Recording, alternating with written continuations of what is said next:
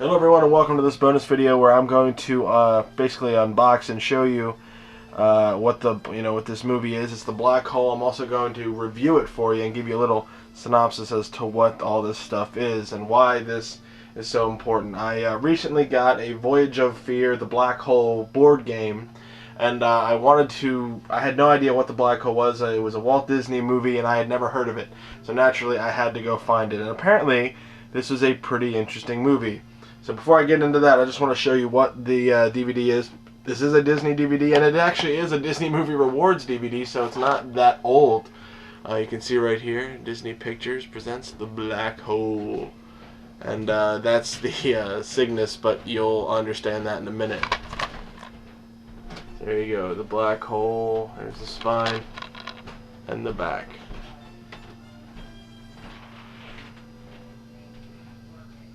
Read everything as to kind of what it is, the special features, which is kind of neat. That's awesome. Now opening it up, I've already punched in the code, so it's useless now for anybody that wants to try to take it. Black Hole DVD, good artwork there, and it comes with the Disney Movie Rewards thing. So it's a pretty standard DVD. But yeah, this was a pretty interesting movie, and I'm going to go more into what the Black Hole movie is and why it's so important and why you should actually go and see this movie. So let's jump over. Okay, the Black Hole, obviously, right back over here we're talking about this awesome movie that I just opened for you. And I want to give you a couple notes about this movie, why it's popular. I want to try to give you a little bit of the the plot, because if you go and watch the other videos, the pop-up book video or the read-through video, they kind of take a little bit of liberties with the actual plot that was in the movie, to make it more, I guess, kid-friendly. Because this movie is rated PG. This was Disney's first ever PG rated movie. Disney released one movie before that, but not under the Disney name. It was released by Buena Vista. It's called Takedown. That was released in 1979. And that was Disney's first real foray into non-all ages movies. They wanted to kind of branch out and to see what they could possibly do. And then the second thing they did release under Disney Pictures, because they wanted to see how the market would react to a non-G rated movie, they made this movie. It was The Black Hole. Now, like I said earlier, this was released in 1979, and it was the first ever PG movie released by Disney. Now, why is this movie even...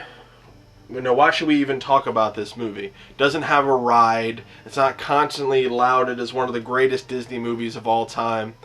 It really isn't, actually. The movie itself isn't that good. But back in the day, especially in 1979, that was after Star Wars had been released and everybody was releasing sci-fi movies and whatnot. Disney obviously was going to have to release a sci-fi movie, and they were going to have to do it in their way. They were trying to, they tried to get ILM to, rent them their cameras and everything that they used to make Star Wars.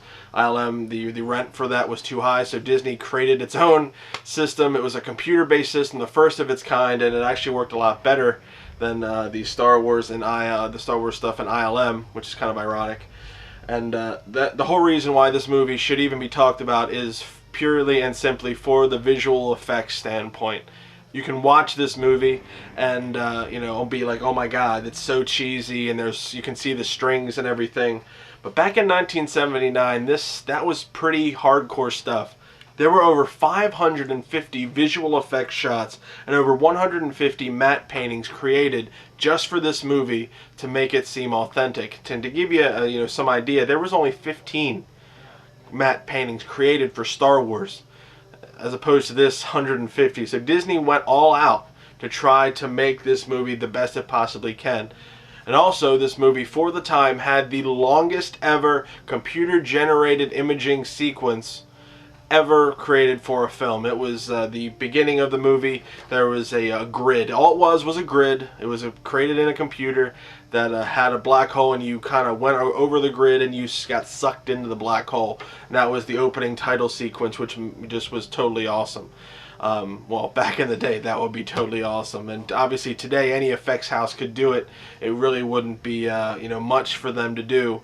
But back in the day in 1979, that was mind-blowing. It actually got nominated for 2 Oscars for its visual effects, which is totally awesome.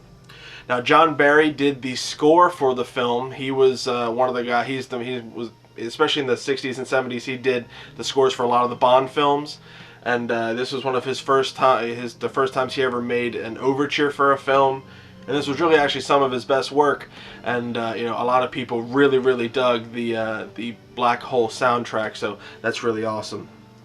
Now, like I said, the movie itself wasn't that good, so let me try to go into the plot a little bit so that you guys can understand what this movie is about. But this movie starred Maximilian Schnell, who was Dr. Hans Reinhardt, Anthony Perkins, he was Dr. Alex Durant, Robert Forster. I mean, these are pretty big guys. He was Captain Don Halloran. Joseph Bottoms was Lieutenant Charles Pizer. Yvette Mimieux was Dr. Kate McRae, and Ernest Borgnine, who was in there, was Harry Booth.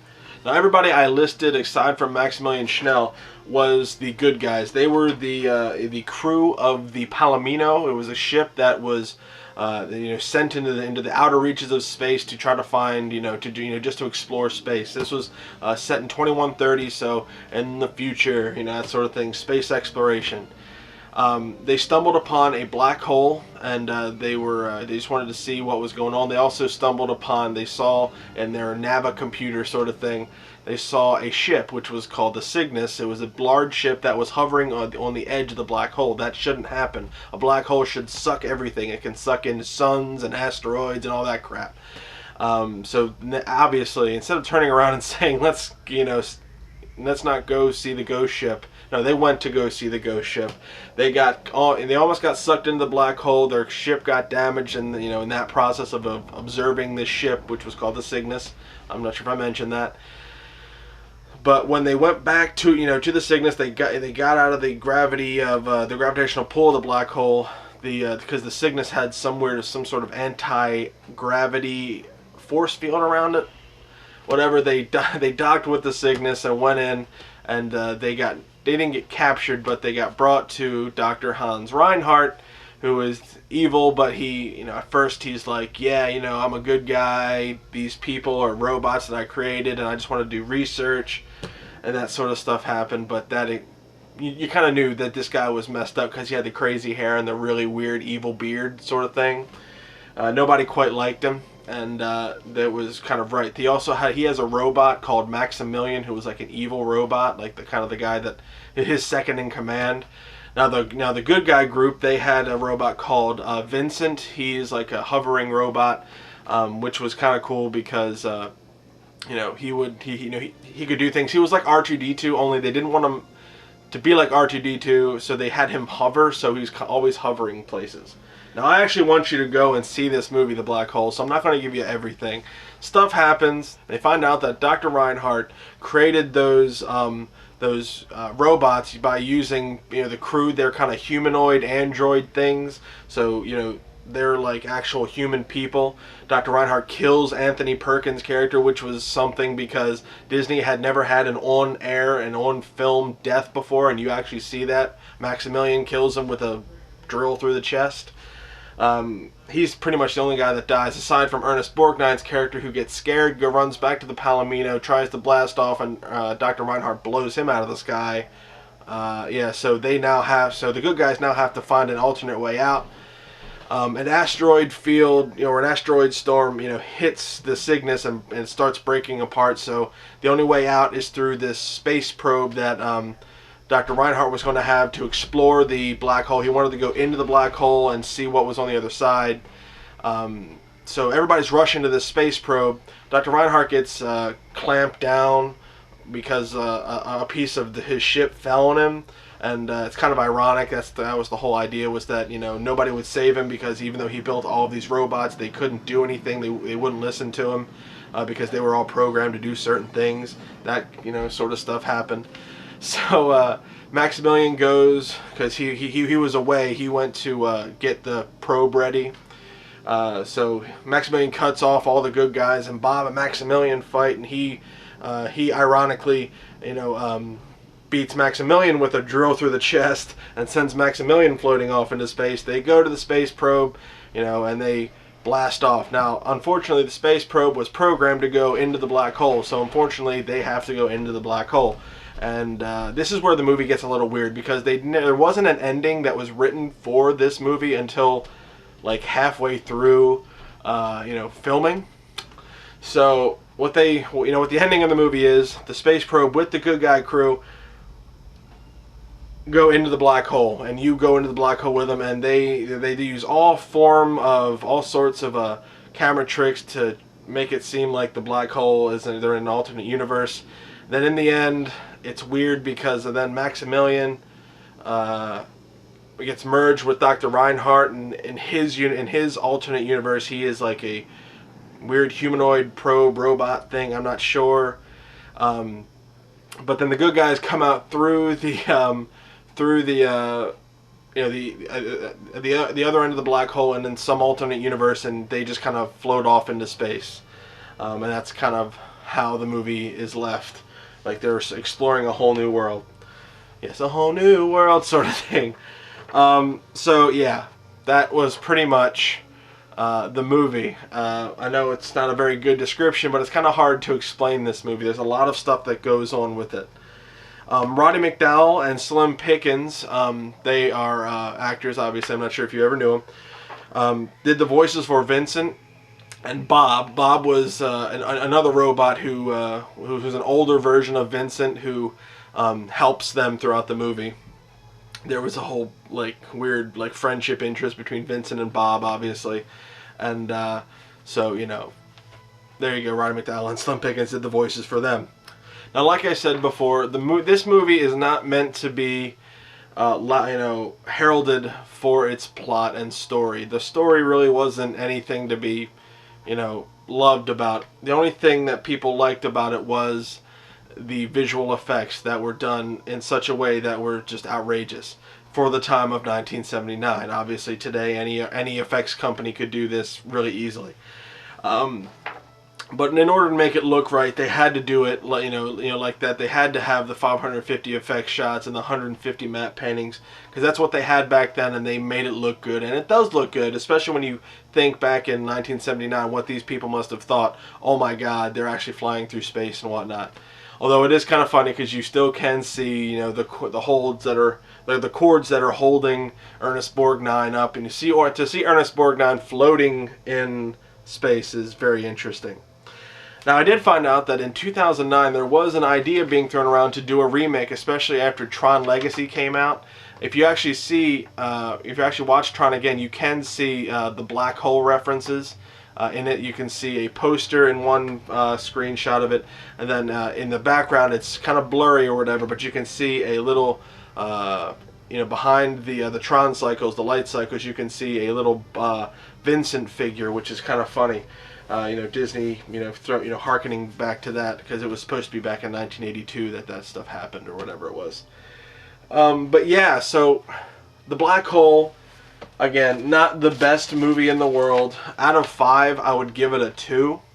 But it's not. You shouldn't get this movie, especially if you're a huge Disney fan, for the plot.